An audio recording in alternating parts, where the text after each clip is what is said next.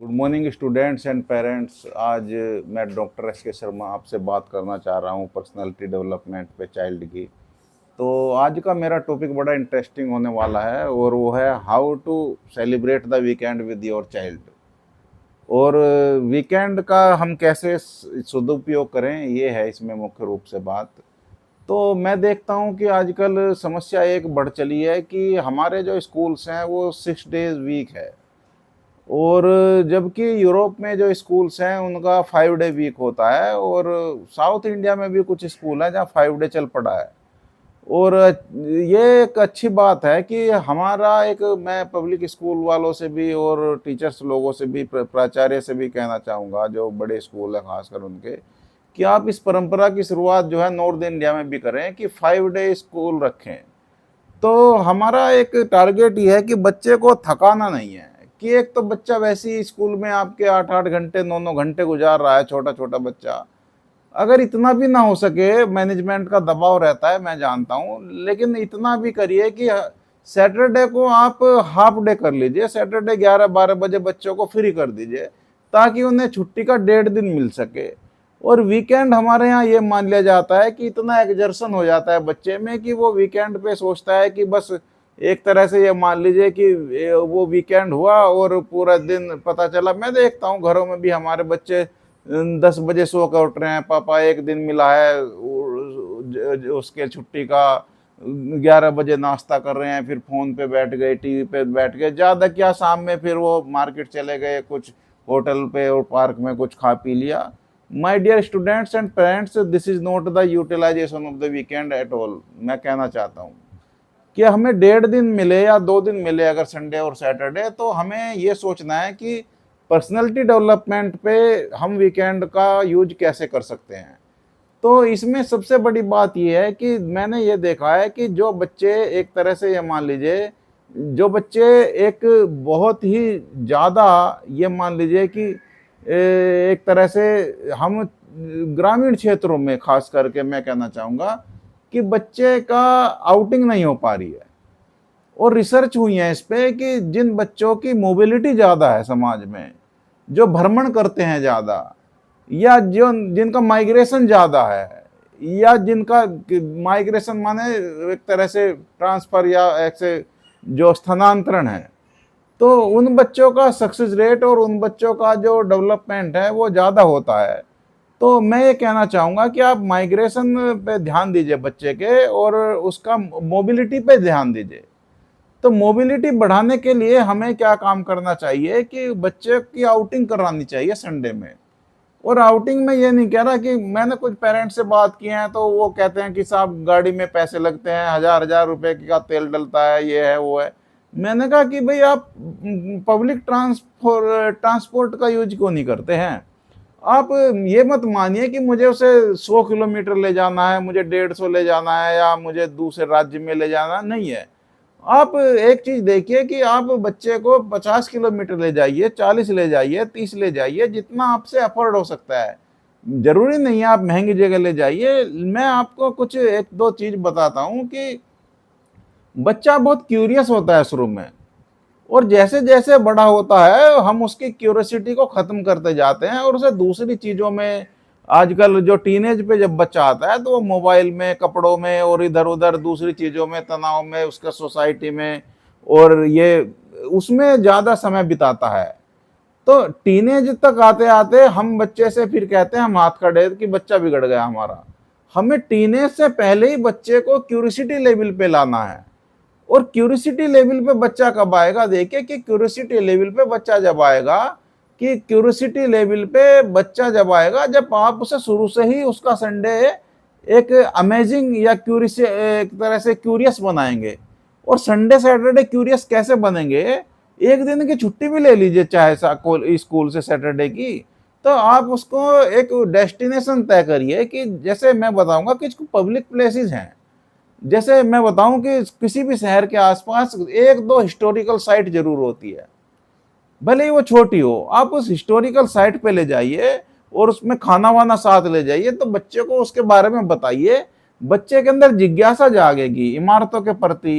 फिर उसे बाहर दूसरी हिस्टोरिकल साइट पे फिर अगले संडे ज्यादा दूर ले जाइए, और हर हर शहर में, दिल्ली, प्रयागराज, कर्नाटका, मध्य प्रदेश, वाराणसी, मैंने मेरठ, हर जगह हिस्टोरिकल साइट्स हैं।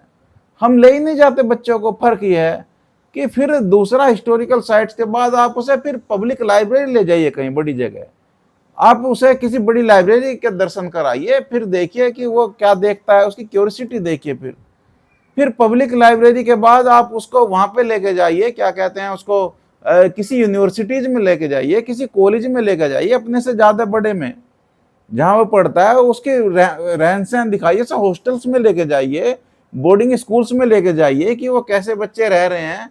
और लाइब्रेरी तो अपने आप में एक जिज्ञासा का ग्रंथ है, पूरा सॉरी स्टोर है, स्टोर हाउस है जिज्ञासा का। बच्चे बड़ी लाइब्रेरी, स्कूलों में लाइब्रेरी जो है वो छोटी होती है, आप बड़ी लाइब्रेरी दिखाइए उसको।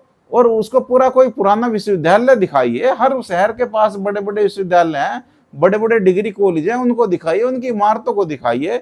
बच्चा प्रेरणा लेगा कि मैं बड़ा होकर यहाँ पढ़ूंगा, मैं बड़ा होकर वहां पढ़ूंगा। तो ये तो है उसकी बात। फिर आप बच्चे को म्यूजियम ले जाइए कहीं, बड़े बड़े शहरों में म्यूजियम भी हैं। आप प्रयागराज में, बनारस में, मध्य प्रदेश के सतना में, सांची में, और खजुराहो में, और यूपी के में, दिल्ली में, यूपी के आसपास महरौली में, हर साउथ में भी, कर्नाटक में, आंध्रा में, हर जगह म्यूजियम है। बड़े ना सही, छोटे म्यूजियम में ले जाइए और म्यूजियम में देखिए कि कितनी क्यूरियोसिटी जो है वो बच्चा एक तरह से पैदा करेगा अपने अंदर।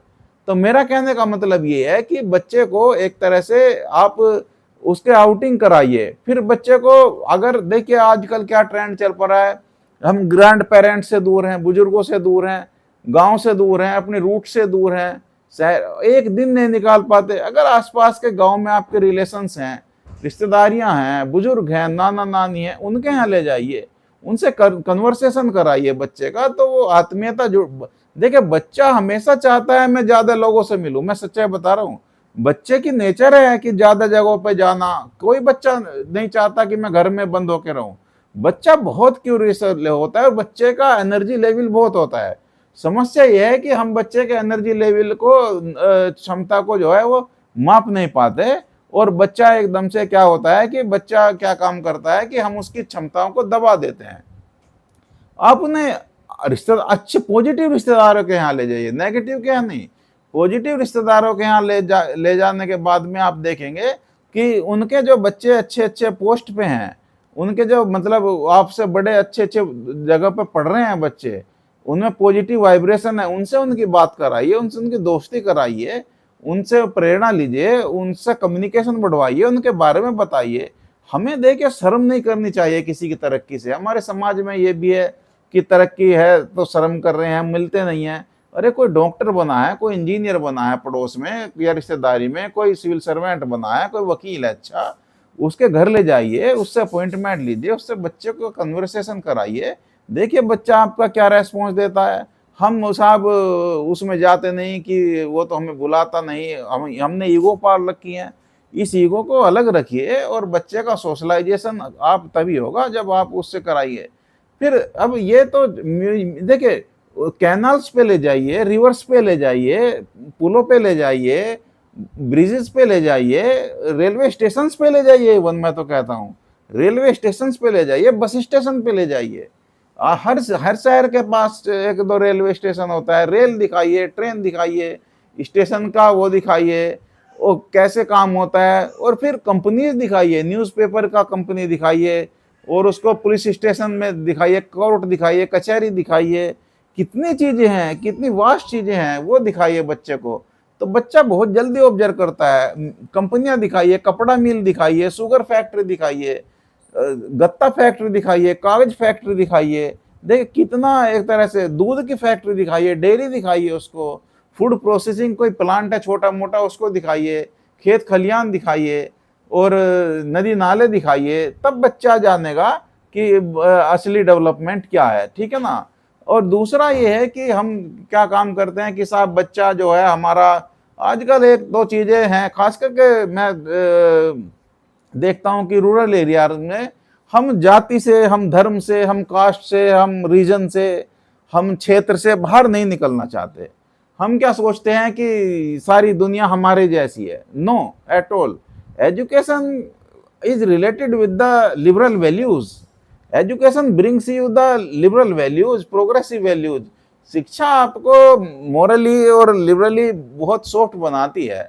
तो मेरा कहने का मतलब यह है कि आप शिक्षा में अगर ये करते हैं तो आप देखिए कि अपने बच्चे को, अब हम हिंदू हैं तो हम तो साहब देखते हैं कि सब हिंदू मंदिर ही जाते हैं बस।